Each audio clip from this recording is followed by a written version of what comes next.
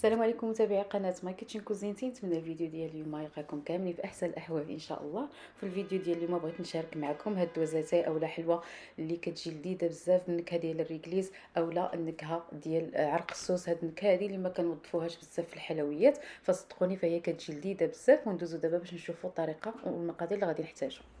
في المقادير غادي نحتاجو نص كيلو ديال الطحين فورس، عندي 100 غرام ديال السكر كلاصي. الا كنتو غادي تستعملوا الكاكاو اللي كيكون حلو ديروا غير 100 غرام، اما الا غادي تستعملوا الكاكاو اللي مر ديروا 120 غرام.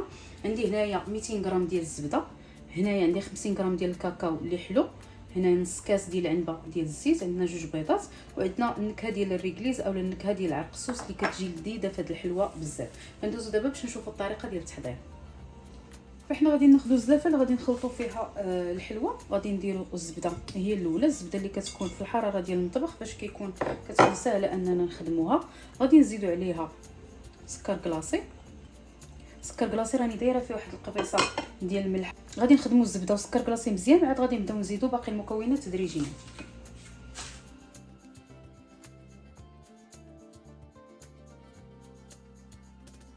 من بعد ما تخلطات لينا الزبده هكذا مع السكر كلاصي ولات لينا بحال البومه، غادي نزيد الزيت هو الاولاني حتى كتجمع لينا الزبده مع الزيت. عاد غادي نزيدوا البيض بشويه بشويه.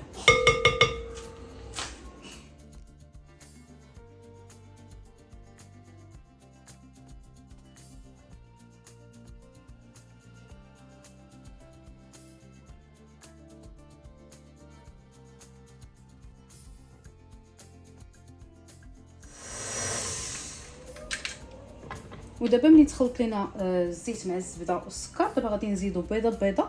وحنا كنخدموا هذا الخليط كنزيدو كل وحده بوحدها حتى كيتجمع لينا الخليط، عاد كنزيدو البيضه الثانيه.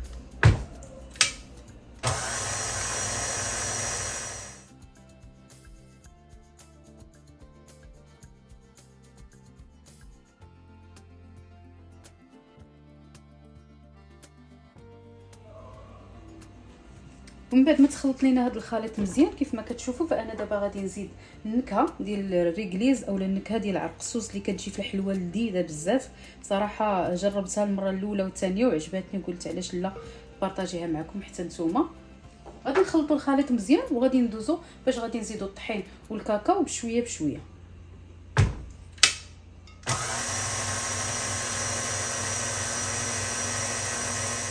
من بعد ما تخلطات لينا النكهه مع الزبده والزيت والبيض، فحنايا غادي نزيدو هنايا الكاكاو. عندي 50 غرام ديال الكاكاو اللي غادي نغربلو وغادي نخلطو مزيان مع هذا الخليط. عاد غادي نبدا نزيد الطحين بشويه بشويه حتى كيتجمع لينا العجين. فهنا غادي نبدا نخلط الكاكاو مع الزبده غير بشويه بشويه هكا بالسباتولا حتى كيتجمع لينا الخليط، وهذاك الخليط ديال الزبده كيتشرب لينا الكاكاو مزيان. عاد غادي نزيدو الطحين بنفس الطريقه حتى هو كنجمعو. كيف ما كتشوفوا هنا فانا الحلوه ما درت فيهاش نهائيا الخميره، وهكذاك وكتجي هشيشه، يعني ما كتحتاج لا خميره لا والو، غير بالزبده كتجي هشيشه ورطبه.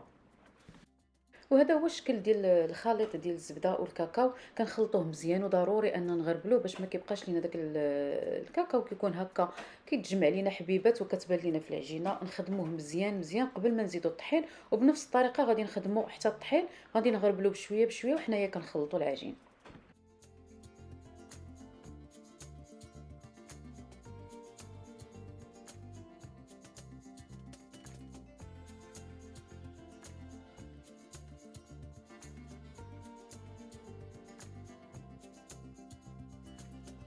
فهذا هو القوام العادي ديال العجينه اللي حصلنا عليه. كتكون العجينه ما كتلصق ما والو، كتكون رطبه ولكن ما كتلصقش نتوما كيف ما كتشوفوا.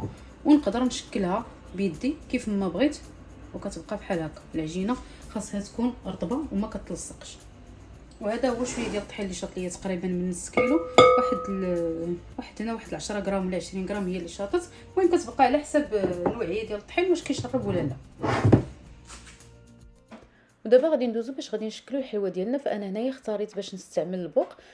كيف ما كتشوفوا انا غادي نديرها على شكل طولي، ممكن ديروها هكذا على شكل اللي درت انا، اولا ديروها وريضات صغار، اولا ممكن كتكوروها هكذا بحال الشكل ديال الغريبه. مهم الشكل كيبقى على حسب الرغبه ديالكم وانتم شنو متوفر عندكم في الدار. فهنايا غادي نكمل على هذه الطريقه حتى نكمل لاطه كامله وغادي ندوزو باش غادي نطيبوها.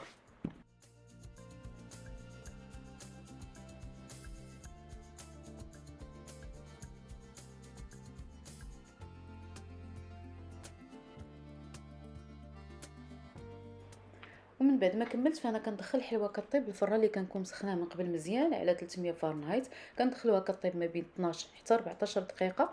غير كتوصل 12 دقيقه فاحنا كنحلو عليها وكنقلبوا الحلوه. هي راه كيف ما كتشوفوا فيها الكاكاو ما كيبانش عليها الطياب، ولكن الا هزيتوها من التحت راه غادي تبان لكم راها محمره واحد شويه. صافي كنحبسوا عليها اولا كنزيدوا هذيك 2 دقائق، يعني ما نفوتوش ليها 14 دقيقه دغيا.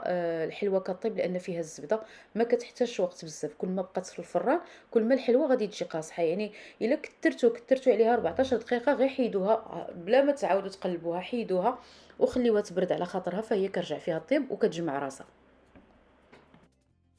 فكان هذا هو الشكل ديال الحلوه من بعد ما طابت في الفران. كتجي هشيشه بزاف وواحد الريحه ما حتى كطيب، وهذيك الريحه ديال الريكليز وعرقسوس كتعطي في الدار. صراحه جربوه الا كنتم نتوما من العشاق ديال هاد النكهه هذه اولا بغيتوا تجربوا شي نكهه جديده، فهاد الحلوه هذه راه كتجي خطيره بزاف.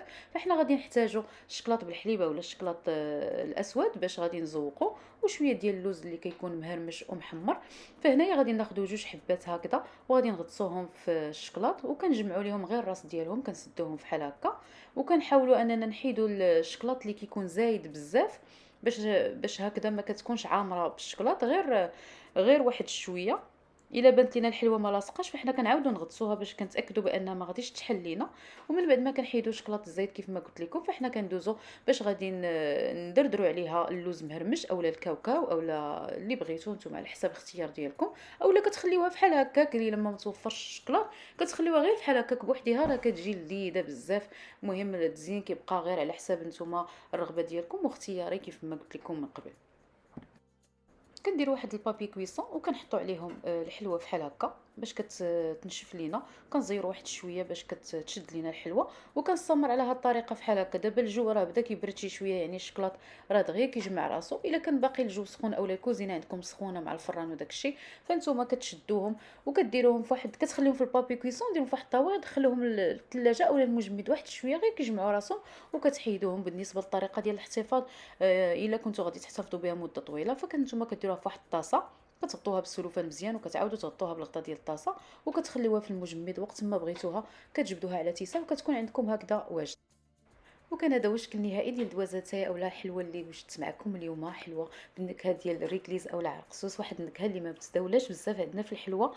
كنستعملوا ديما النكهات اللي عندنا عاديين، علاش لا ما نجربوش نكهات جداد اللي حتى هما كيعطيو واحد البنه زوينه في الحلوه اللي كنقدموا للضياف ديالنا. وان شاء الله حتى نتوما تعجبكم وتجربوها.